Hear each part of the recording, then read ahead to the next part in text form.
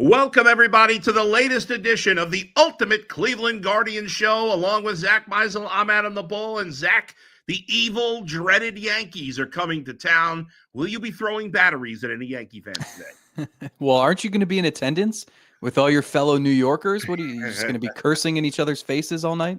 That's it. I'll go at them. I don't care. I'm all Guardians all the way, man. So I will be, yes, my family and I will be there at tonight's game. We'll be wearing our Guardians. I don't know if any of my Guardians gear fits me right now. Besides Miles Straw jersey, the Miles Straw, who's been starting for Toronto lately, by the way. He actually had a home run, I think, this past week. No, that never fit me really. So none of that's going to happen. But I will be wearing my Guardians hat. We'll see if I can fit into any of my Guardians jerseys. We shall see. So a lot to talk about. Guardians playing pretty well overall. The concerns with Emmanuel Clase and a whole lot more on the Ultimate Cleveland Guardians Show.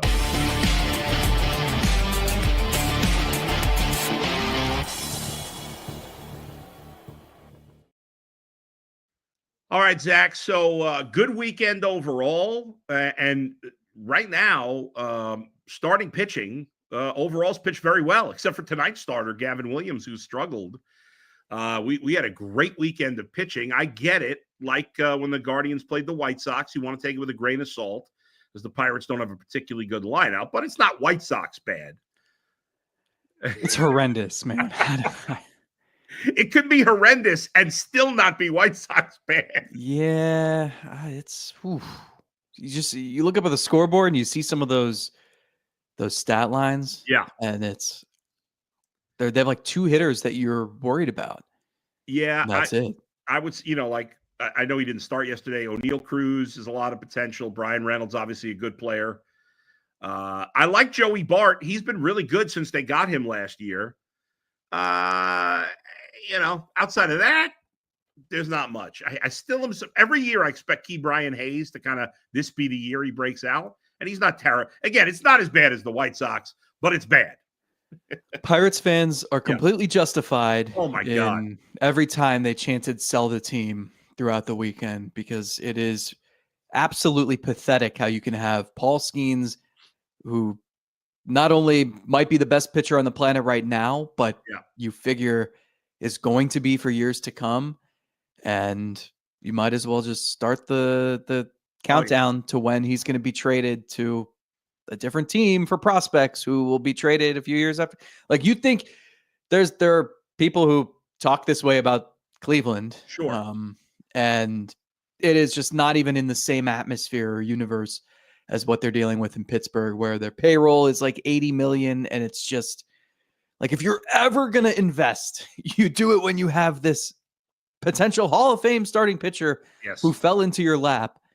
And instead you're trotting out Jared Triolo as your first baseman hitting fifth. And it's just pathetic. It certainly is. You're right. I mean, there's no comparison between the Guardians and Pirates. At least when the Guardians lose their players, they've just competed in the playoffs a number of times and given you a chance to win the World Series, as opposed to when the Pirates trade Paul Skeens, they will have won nothing. They will have won nothing. And, they got Jared Jones, who's hurt this year, who's a really good young arm. They did sign Mitch Keller, one of the rare extent. They did extend Mitch Keller and Brian Reynolds, which were, but Keller's a good pitcher, unlike Skeens, who's a great pitcher. They have this Thomas Harrington, who came up briefly, who's a good prospect. They have another top pitching prospect, but they're not going to do anything at all to supplement those players. And they don't have the front office talent that the Guardians have to make it work with a lower payroll. Yeah. And it's just like, you see what it could be like in Cleveland if it was a little bit worse, right? Yeah. It's sad. I was just thinking about, I don't know. Have you been to PNC Park? Oh, beautiful. Amazing. Yeah. I mean, like, it's as scenic as it gets. I think it's a top 3 park probably. Cool novelties like Manzardo hitting it into the river and fans don't want to be there. I mean, they showed up for the Paul Skeens bobblehead. Yeah. But, they're frustrated, and that shouldn't happen in sports. And it's a shame. The first time I ever went to PNC was for the 2015 wild card game between the Pirates and the Cubs. And the atmosphere, like I thought, and there were a lot of Cub fans, as there always are on the road, but not as many as I thought going in. The Pirates fans had, because that was during a stretch of time where the Pirates were winning a lot of games. They were getting to the wild card. They kept losing in the wild card, which they did again in 2015. But they had a good team, and the fans were into it. We know, Pittsburgh is not dissimilar to Cleveland as much as we shit on them, and they shit on us. If you give them something to root for, you have a passionate fan base. But since that, then, in the last 10 years, they've just given them nothing. But it reminds me, honestly, of like the 60s and 70s Indians. Oh, God. Where it's like you're just praying for lightning in a bottle, I guess. And yes, right. Maybe you can have a decent year, but yeah. And Right. And the other thing, like that division, it's not like it takes a juggernaut. No. Or with 2 or 3 wild cards in each league, it's not like you need to win 97 games to get to the playoffs. So just a little bit of effort. Yeah. Again, and I understand the dynamics of baseball and how like it's a league-wide problem. But I always come back to, like, if you're not going to invest right now around this pitcher at this point, why do you own the team? What are you doing? What are you getting? Especially when the Cardinals and Brewers were clearly taking steps back this year. The Reds are a young team with some talent. Obviously, the Cubs have invested to some degree in their lineup. They've got pitching issues. And I thought the division was wide open. Had the Pirates made a couple of big moves offensively, maybe they could have been right there, but they won't be. So anyway, thanks for joining us on the Ultimate Pirates show. Pirates. Let's get to the Guardians here. As we talked about briefly, it was a great weekend in terms of they sweep the Pirates. They pitch well in this series. Luis Ortiz, who was obviously the key piece in the Andres Jimenez trade, after having a terrible spring training and getting off to a terrible start, he has been great in his last 2 starts. Ortiz, 10 2/3 in his last 2 starts, 5 hits, 3 earned runs, 5 walks. Not amazing, but not terrible. 18 strikeouts, 3 earned runs. Sorry, not 2 earned runs in those starts. But he's pitched really well, and he's looked more like the guy we saw with the Pirates at the end of last year. These last 2 starts. Yeah, when they made the trade, trades, it took 2 trades in the same day to get him, and you're looking at this guy's numbers last year, and you're like, all right, like the ERA was really good. He didn't really strike out guys, but he throws hard, and you're like, okay, this is kind of strange. Like, what is his goal here? And you see, okay, well, he's got the fastball, the cutter, the sinker. He's getting a lot of ground balls. Like, that's good. But you always wonder when Cleveland trades for a pitcher, what do they see? They always see, they're thinking, well, we can unlock something here. There's potential that we can tap into that his previous team did not. And I think you're seeing that because the strikeout rate last year, 19.2%. That's below league average. The last 2 starts, 43%. So you're seeing, when he's hitting 98 miles an hour and he's able to pair the fastball with the sinker that obviously moves north to south, the cutter that moves east to west. He's got a changeup, a slider. I mean, there's a lot there where if he's commanding those pitches, he's a strikeout weapon. He can still get ground balls. So I think the Guardians said, this guy was this good last year, even when he wasn't striking people out. Right. We think he can strike people out too. And there's another dimension there for him to reach. Another guy who's pitched really well, I want to talk about, because neither you nor I know I'm not a huge fan of this guy, and I'm pretty sure you've been with me on this. And obviously, I'm not saying he's great now, but Logan Allen, who obviously had a miserable season last year, his first start this year was terrible. Now, 2 of the 3 starts are against the Pirates and White Sox, but his last 3 starts, 16 innings, 11 base runners, 2 runs, only 1 earned, 5 walks and 15 strikeouts. He's done a nice job.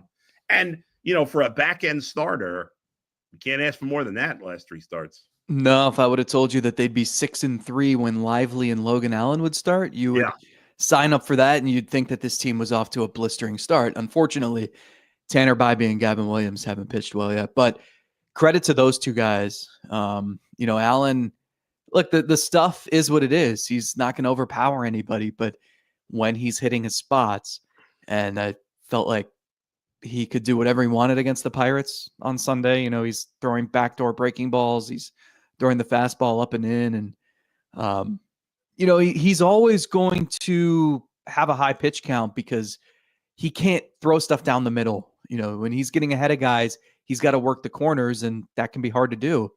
So he's going to get into deep counts because guys are going to foul off pitches. And so when he can go 5 2/3, as he's done the last 2 times out, you take that in a heartbeat. Yep. Again, 6-3 with him and Lively on the mound. And Lively, by the way, who pitched exceptionally well on Saturday. Yep. Lively's gone up against Cole Reagans twice, Dylan Cease, Paul Skeens, and then the one guy who's not an ace is the White Sox Shane Smith, who in the outing against the Guardians carried a no-hitter into the 6th inning. So Ben Lively has always been against the other team's best pitcher, and the Guardians are 3-2 still when he pitches. So those two guys deserve so much credit for carrying this rotation when the team's top pitchers are still getting things sorted out. And the Guardians have won 9 of 12 since starting the season 3-6. They are just a half game back of the Tigers. I know it's early. You don't want to get carried away on that. Half game back, tied in the loss column. Tigers have played one more game. They do have a negative run differential, although only 4 teams in the American League, including the Tampa Bay Rays, who have the 4th worst record in the American League, have a plus run differential. I don't think I've ever seen, now we'll see how it goes this season. I don't think we've ever seen the National League this much better than the American League in a long time. You know whose run differential might never recover? The Baltimore Orioles. Oh, my God. Did you see that score? Yeah. They had, what's his name? Was pitching the last, Jorge Mateo, I think, was pitching the last couple of innings. Yeah, they're negative 20. They had a positive run differential. Wait, what was the final? 24-2? 24-2? Yeah. The only team with a positive run differential in the Central, and they have the 2nd best run differential overall in the American League, are the Tigers at 13-9. It had been great at home, and they're playing really well. We talked about this right before the season started, that the American League is wide open. Yes, there's 8 to 10 teams that should be all within, that 83 to 94 win range. And 6 teams are going to make the playoffs. And I don't know that there's going to be some overwhelming favorite once you get there. So if you're the Guardians, it's important. We spent the first 6 minutes of this podcast talking about how lousy the Pirates are. They took care of business, and they did. They did the same against the White Sox. They didn't do that against the White Sox last season. So, while you're figuring things out and you're trying to determine who deserves more at bats, which starting pitchers you can trust, which relievers you can trust, at least they're still winning games. That's a good sign. Kyle Manzardo on the offensive side hit his 6th home run yesterday, Zach. He's got an 866 OPS, 212 batting average for those who care about such things, 11 walks, 20 strikeouts, but he leads the team. He leads the team in both categories, walks and strikeouts, tied with Gabriel Arias in terms of strikeouts. But 6 homers, 16 ribbies to lead the team in both categories through 20 games. It's been pretty impressive what he's done so far. Would you have jumped into the Allegheny River to retrieve that baseball? I would certainly not have. Maybe when I was 15. No, I still would not have. Probably water's probably pretty cold this time of year. Nah. Yeah, Manzardo's given them exactly what they need. Yep. You need, obviously this team needs power. I'll be curious to see how he develops as he goes. It's been really impressive what he's done against left-handed pitching, another home run off a lefty on Sunday. And I think the thing that helps him, and this is what makes Stephen Kwan so great, right? You're scratching your head how does Kwan's on pace for 30 home runs. Right. This guy's 5'7", 160 pounds. But it's the plate discipline, it's the eye, it's knowing which pitches you can damage. And you said it, Manzardo leads the team in walks. Yeah. So he knows he's and he'll strike out too, but he knows which pitches he can unload that power swing on. Yep. And he's patient enough to wait around for that pitch, or in Kwan's case, to foul off pitches that he can't damage until you have to come inside with a fastball that he can turn on. So, you look and like with Manzardo, with Nolan Jones does this well. Jose Ramirez, obviously, like they have guys who they just force pitchers to either they lengthen the at bat until the pitcher makes a mistake, or they just resist those pitches that the pitcher wants them to swing at. That's kind of been their calling card so far. Santana's obviously been great at that forever with how many walks he draws. So, they've got to be, and it certainly has not all come together. Like we still need to see if this is sustainable for Arias, although he keeps doing it. We need to see Lane Thomas do anything. We need to see Bo Naylor and Brian Rocchio do more, John Kenzie Noel do more. But like you're seeing, I think there's some encouraging signs. And I think that's maybe the thing that this lineup is going to be known for. What they can excel at is just making pitchers work. I mean, they had Mitch Keller got to like 77 pitches in the 5th inning on Sunday. And you blink and he's at 100 and he's coming out of the game. Yeah. So. Yeah, they've been very good at working counts.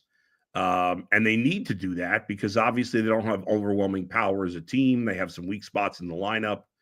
So, I mean, the key in all these games is to try to get to the middle relief because we know the starters are really good. We know the back end relievers on most teams, although the Pirates bullpen has struggled, is pretty good. But it's the middle guys that's the goal. You knock out the starter in the 3rd, 4th inning, even the 5th, and you got a much better chance of putting up those runs in the middle of the game to try to win. Folks, I got to talk to you about Living for We, the Living for We podcast. What happens when a regular day at school turns into the worst day of your life? Unfortunately, that's a reality that is happening way too frequently in today's world. Gun violence is the leading cause of death for young people in America, and in communities of color, the impact is even greater. Every bullet fired creates 2 victims, the person in front of the gun and the one pulling the trigger. Living for We, Keep Your Head Up, is an award-winning podcast that focuses on real stories, real struggles, and real solutions in Northeast Ohio. New episodes drop every other Tuesday, where you'll hear from host Marlene Harris-Taylor and her new co-host Maisha Watkins, executive director of the Cleveland Peacemakers. No one does a better job of bringing the stories from the front lines. Each episode, they sit down with a different organization that's working to end gun violence and provide resources for those affected by gun violence. Listen to Living for We wherever you get your podcasts, or watch the video version on IdeaStream's YouTube channel.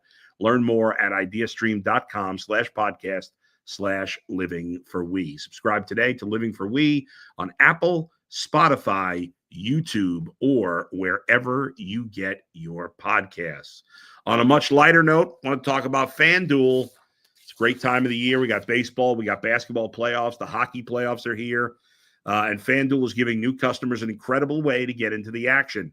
Right now, when you join FanDuel and place your first $5 bet, you'll get $250 in bonus bets if your bet wins. So don't miss out. Head to FanDuel.com/UCSS and claim your $250 in bonus bets today. That's FanDuel.com/UCSS. All right, Zach, let's talk about the bad news, and that was Emmanuel Clase. I know, I'm sure Jay in about 40 minutes will be talking about sending him down to AA Akron. Jay was apparently last Monday, I wasn't on. He was saying they sent him to the minors. To me, that was crazy. You want to have a conversation about taking him out of the closer role temporarily. I'm certainly open to having that conversation. I do think the more I watch him, and obviously some of this, I think he's dealing with some of this, like a lack of confidence. He can say whatever he wants. I think he's missing some confidence right now, and maybe that's affecting him somewhat.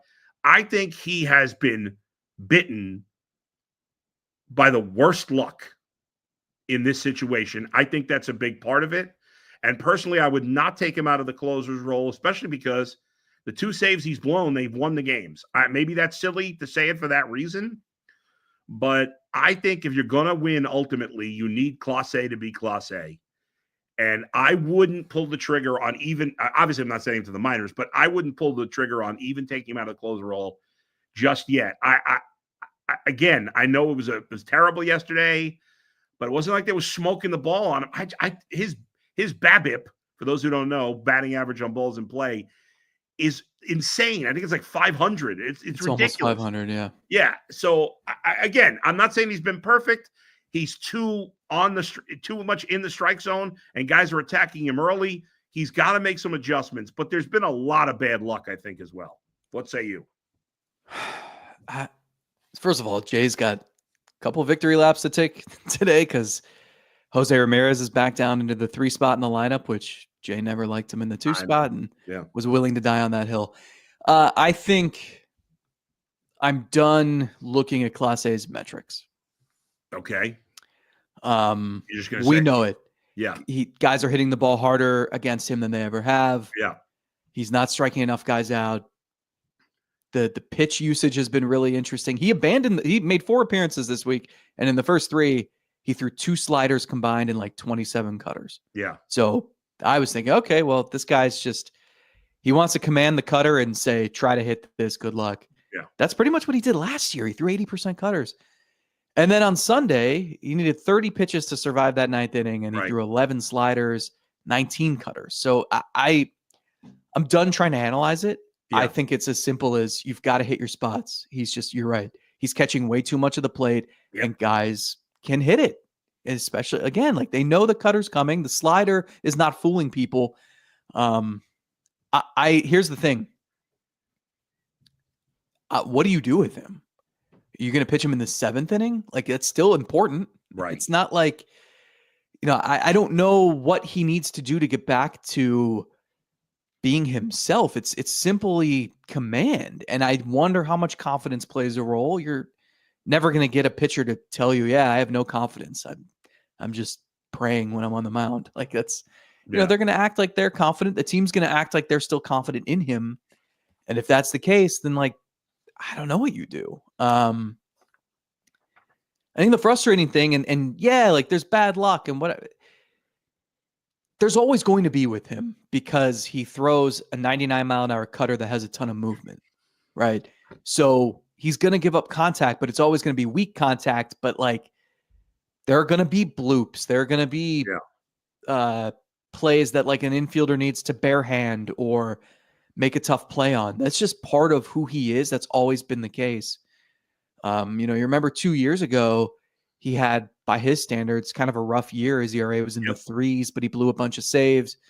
And a lot of that was bad luck too. That's just who he's going to be because of the arsenal that he has. That's why the team has worked with him on trying to miss more bats and hitting your spots with your cutter and making your slider tougher to hit. And he didn't need to make those changes last year because he was automatic. And now I think he needs to adapt. I think he was exposed a little bit in the playoffs and he hasn't been able to do it. So I don't know.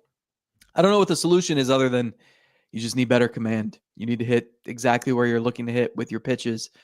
I don't know, but it's a huge problem. And you're right. Like they're fortunate that it hasn't cost them yet. Yes. But that's not going to last. It's one thing to give up 3 runs against the worst lineup I've seen in years. And you can beat them because Joey Cantillo is able to escape in the 10th. But, guess who's coming to town? That team that rattled your confidence to begin with. Well, he's obviously not pitching tonight. We know that. Yeah. And I questioned Stephen Vogt bringing him in, period, yesterday. I know he hadn't thrown a lot of pitches on Friday and Saturday. 9 and 6. Yeah, but like, it's the Pirates. You're up by 3. Can somebody else get the final 3 outs? Yeah, I would have just kept Junis out there, but it's also hindsight. And maybe you want Clase. It's a safe situation. Clase wants to pitch. Yeah. He's facing a crappy lineup, and it's like, okay, well, this will only help your confidence if you have a 4th consecutive good appearance. Right. I'll tell you, it's a tough call with what to do right now. But I just think for the long term, what's best for the team, they need him to fix it. Yep. And for now, I would just let him work through it in his role. They know better than we do that. They're on the inside. They know what he's, I'm sure Stephen Vogt has an idea of where his confidence level's at. And I'll trust him on this to decide when the right time. I just think, and obviously it hasn't been good. And you're right. You can't just keep saying it's not fair to just give him a pass every time and say bad luck. That's fair.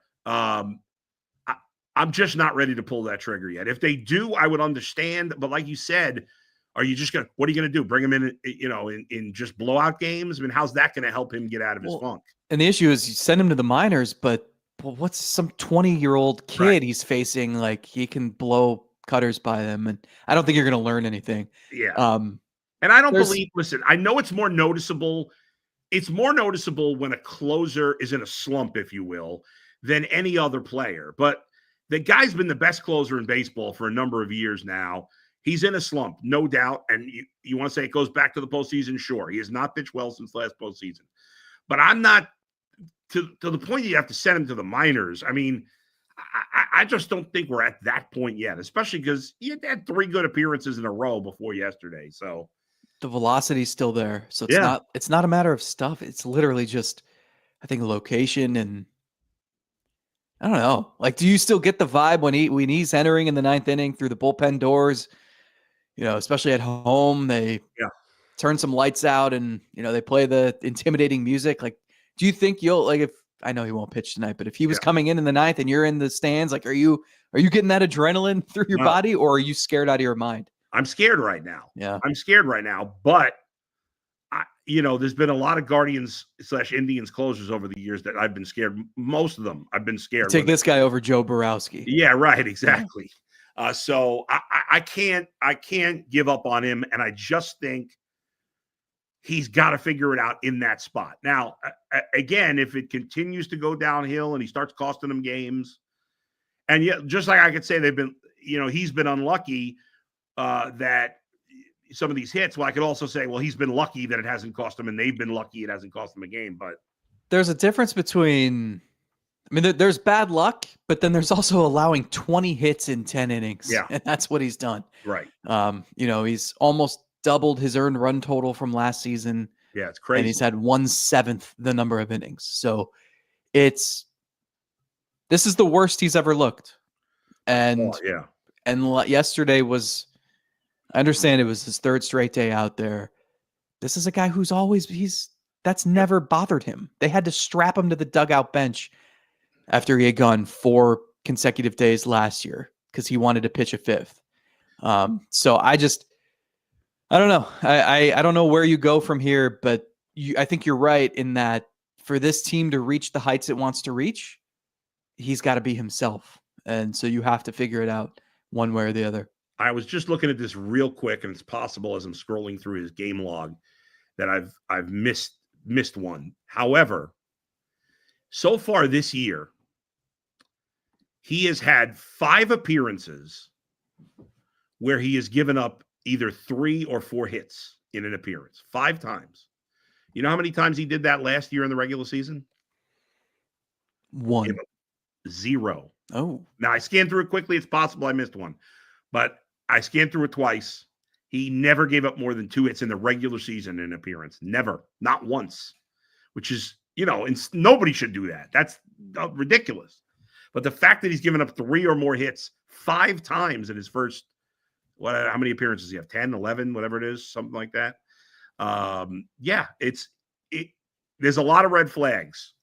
But if the Guardians are going to be what we need them to be in the playoffs, they've got to get him right. And so I'm not ready yet. And like Lively and Allen have picked up the slack from Bobby and Williams. Credit to Hunter Gaddis, his ERA is 0. Joey Cantillo's been excellent. Jacob Junis has been excellent.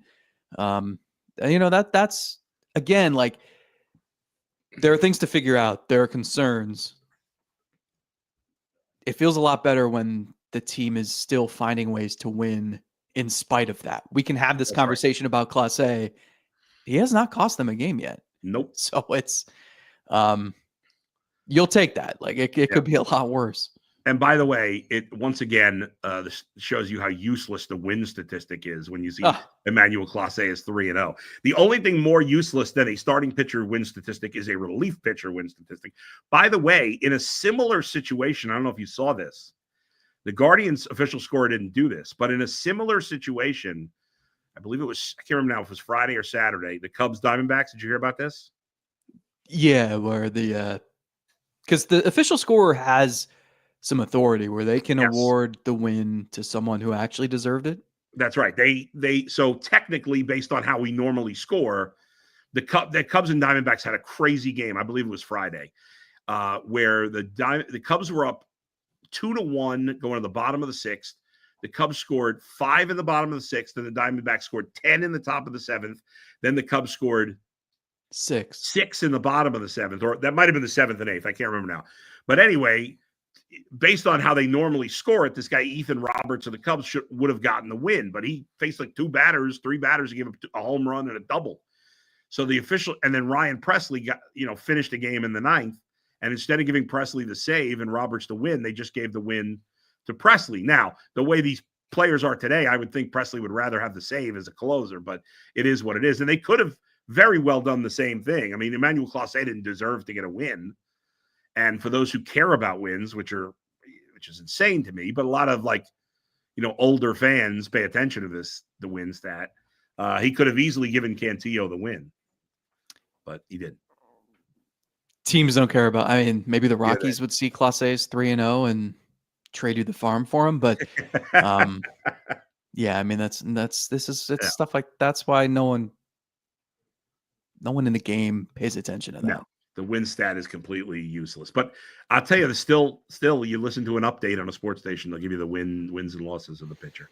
All right, folks, I want to talk to you about Fire TV. Fire TV from Amazon. It's unbelievable. Did you know that your Fire TV is also an Xbox? Turn any TV into your gaming and entertainment hub with Fire TV Stick 4 devices. No console required. Just grab your paired controller, subscribe, or sign into Xbox Game Pass Ultimate with EA Play included, and you're ready to play. Dive into hundreds of premium titles from EA Sports College Football 25 to Call of Duty Black Ops 6 and Avowed as easily as you stream your favorite shows. It's gaming made simple, and it's all on Fire TV. Head to Amazon.com/Fire TV Locked On to get started. Xbox Game Pass Ultimate subscription and compatible controller required. Available on select devices, including Fire TV Stick 4K, second generation, Fire TV Stick 4K Max, first and second generation, and Fire TV Cube, third generation. Check out Fire TV. All right, Zach, let's get some comments from the fans here, see what they had to say. Kay Moskowitz says, swept the Pirates, let's go. Nanedo says, will Clase's struggles facilitate them moving on from McKenzie more quickly, like today, so that you don't have 1.5 guys in the bullpen you can't trust? That's another guy. We spent so much time on Clase, we didn't get the chance to talk to McKenzie because something's got to give here at some point with him. And he doesn't obviously have the track record that Clase does. Yeah, it's a good point. The thing with McKenzie is how does he, at least Clase is going to keep pitching, right? Yes. And if it's not the 9th inning, at some point, it'll be the 6th, the 7th, the 8th, whatever. Yeah. With McKenzie, what game do you bring him into?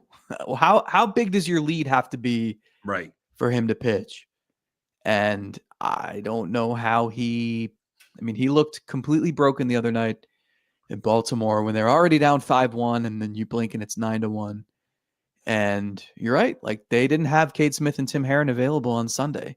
So you had Joey Cantillo. And if the game kept going, McKenzie's all you had left. So at some point, and Andrew Walters is sitting there ready at AAA. Yeah, pitching well. You can't last all season with a guy in that sort of position. So no. I guess you put him, you come up with an IL situation and let him work it out one more time and try to do it, or do you give up and maybe I will say the league had been cracking down on that more. Yeah, that's true. Was it Billy Epler who got in big trouble for that? Yeah. So it's a tough spot. Yeah, he just looks completely lost. Just looks like a shell of himself. No confidence. I don't know. Young Ackman says, if you move Clase out of the closing role, do you put him in AAA or just bring him in earlier in the game? We talked about that already. Kay says, how ugly were the Pirates jerseys on Friday night? Thoughts? What did you think of those? Yeah, not my favorite. Those are the City Connects where it's the yellow tops and the black pants. Yeah. I miss the old school. I like the old school Pirates yellow tops with that weird shaped hat with Kent. I like the hat. Yeah. Yeah.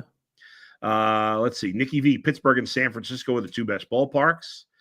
I haven't been to San Francisco. Have you been there? Yeah, I mean it's Great. It's phenomenal. Yeah.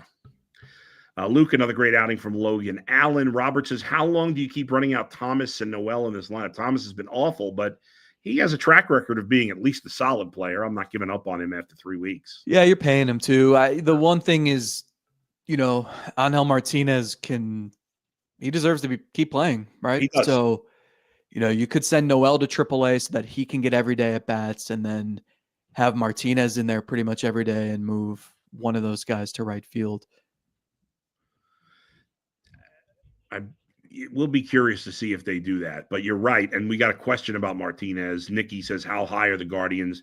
Do they think he could be an all-star level player? I mean, I think they do think he can possibly be, but the Guardians will play anybody that's hot. They have no choice because they just have too many empty spots in the lineup, but there's solid potential there. Yeah. I don't know what to make of him. He's one of those guys.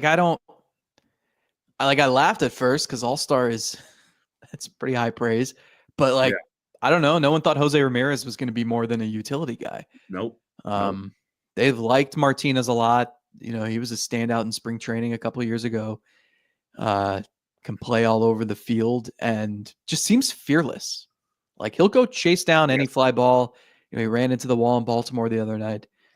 And at the plate, like he is not a hitter I want to face. I don't like. He's pretty aggressive, but also he just he hits everything. So I don't know. Like he's the one guy where I feel like I have a good handle on what Arias' strengths and weaknesses are, and Rocchio, Schneemann, and Martinez is I don't know, but I'm really curious and really intrigued. Yeah, I want to see more. That's it. Yeah. I mean, to your point, I want to see the guy showing you something. He's an interesting prospect. And as you said, and we've seen this a number of times with the Guardians over the years, some of their best hits in terms of hitters have been guys that didn't come up with a lot of hype. Jose, you mentioned Stephen Kwan. There was no hype on him coming up. And yet those are the two of your best players right now. So there you go. A lot of talk about my haircut. Residue says, good luck with the haircut, Bull. Mikey McNuggets said, Bull looking great with the new haircut. So there you go. He's being a wise ass. Robert says, I'm afraid Lane Thomas is another Miles Straw. Let's not get nuts. Miles Straw has like 8 home runs in his career. Mega Slow says, Clase has hit the Jose Mesa wall. Michael says, the aftermath of that one playoff game where he took to Instagram to show off his trophies broke him. He's a hitter in a slump right now, and I'm afraid just pitching out of it is the only way. That was embarrassing. I was worried about that, and I'm not usually worried about a guy carrying over, like that bad juju from the year before, whatever it is, because I don't believe in those type of things generally. But it seems like he's carried it over, but I agree. He's got to pitch his way out of it. He's got to figure it out. I'm fine if a guy needs to go home and look at his trophy case to remind himself, like, you are a decorated player. Yes. An award-winning pitcher. I don't know why you need to post it on Instagram. I don't know why. You don't need to remind the world. The world just watched you give up some bombs. But yeah, I don't know. Like how many times have you seen a reliever just lose it so quickly? And it's because the mental fortitude you have to have, because when you're trying to get back on track, you have 15 pitches to do so. Like there's no time to waste. And so if it's not going well, like you got to wait around for your next 10 to 15 pitches. And it's just, at least if you're a starter and you have a bad inning, you can recover. As a reliever, you're waiting till that next outing, and you got to be good from pitch one. Finally, Joshi says, how do we feel about them finally playing Kyle Manzardo in the field at first base? Defense looked okay to me. You and I have been talking about this. You got to get him out there at first base. He's their first baseman of the future. I want to see him play a little more there. Obviously, Carlos Santana's got an OPS under 700, so he's not been great. But and he's 39 years old. I know he won a Gold Glove last year, but like, do you want him playing 162 games in the field or at all? No. So, it's a no-brainer to work Manzardo in there, and also, it might help him at the plate too. I know last year, like, especially if you're in a slump, and you have nothing. You get your 4 at bats that day, and in between those at bats, you're just in the cage, in the dugout, thinking tough. about the next at bat. It can be detrimental. Guardians with a long homestand here, Zach, which I'm sure you're excited about. A 10-game homestand, 1 day off in there, but a 10-game, 11-day homestand where they will play, but it will not be an easy homestand, especially the first 2 legs. They got the Yankees the next 3 nights. Gavin Williams, who has struggled against Clark Schmidt. I don't know why I want to say Casey. Clark Schmidt tonight. Tanner Bybee against Will Warren tomorrow, and Luis Ortiz against Carlos Rodon on Wednesday. Day off Thursday. Then they play Friday, Saturday, Sunday against the Angels, and then a 4-game series against the Twins. So they're not back on the road till May the 2nd in Toronto. So good opportunity for some home cooking. Gavin Williams and Tanner Bybee, who have both struggled, have the edge, at least on paper, in their pitching matchups. But obviously they've got to face a Yankee lineup that has been pretty good so far. I mean, Aaron Judge, obviously. For anyone who thinks Cleveland is not the epicenter of the sports universe, you've got the number 2 pick this week. You've got Cavs, number 1 seed in the playoffs. And you've got the Yankees and Red Sox coming to town. That it is. It's going to be exciting. Did you see that in that game yesterday against Tampa, that home run Judge hit that they called a foul ball? Yeah. I don't know what happened there. You see Judge's numbers, by the way? Oh, my God. He's been ridiculous. The guy's phenomenal. And it's hard, by the way, it's hard to be a great Yankee player and not be unlikable, because most great Yankee players are unlikable, and he's not. He's very likable. Is it because he's kind of boring? I guess. And he's the captain of Team USA for the World Baseball Classic. He leads the league in batting average, on base percentage, slugging percentage, RBIs, hits, runs, OPS.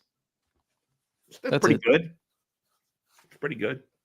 All right, that's going to do it for us today. Zach, good stuff as always. Maybe I'll see you out the game today, although I don't think I'm not coming up to the press box, and you're not going down into the crowd. I don't go down to where the peasants sit. Although you'll probably be in that new club behind home plate, knowing you. No, I don't know that I'm going to be fancy. I don't think so. I'm not fancy at all. All right, thanks everybody for joining us today. We'll be back next Monday. Until then, we'll see you next time on the Ultimate Cleveland Guardian Show.